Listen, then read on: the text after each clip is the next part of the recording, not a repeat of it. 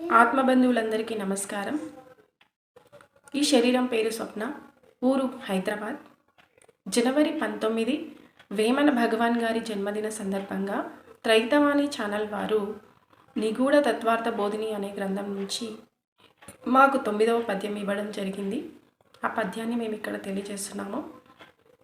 కుక్కను తిన్నవాడు గురులింగ జంగడు, పందిని తిన్నవాడు పరమయోగి, ఏనుగును తిన్నవాడు ఎంత సుజ్ఞానియో విశ్వదాభిరామ వినురవేమ.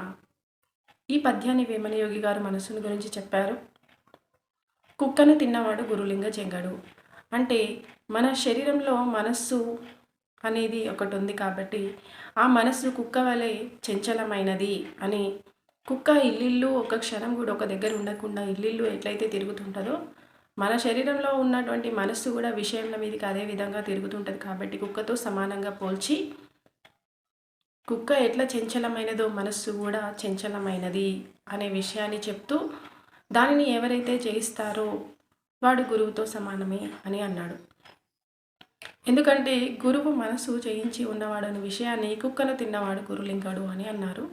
పందిని తిన్నవాడు పరమయోగి అంటే మనస్సు నీచమైన విషయాల మీదకి కూడా తీసుకొని పోతుంటుంది. కాబట్టి పందితో సమానంగా పోల్చి దానిని ఎవరైతే జయిస్తాడో వాడు పరమయోగి అని అన్నాడు. ఏనుగును తిన్నవాడు ఎంత సుజ్ఞానియో అంటే మన శరీరంలో మనస్సు బలమైనది గనుక ఏనుగుతో సమానంగా పోల్చి చెప్పారు. మనసును జయించవలనని ఎంత బలంగా ప్రయత్నం చేసినా అది బలమైనది కనుక మనల్ని కూడా సులభంగా లావుకొని పోతుంటుంది. అందువలన బలమైన ఏనుగుతో సమానంగా పోల్చి చెప్పారు మనస్సుని.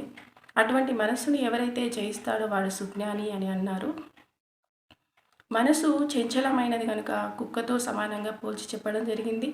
పరమ నీచమైన విషయాల మీదకి తీసుకుపోతుంటుంది కాబట్టి పందితో సమానంగా పోల్చడం జరిగింది.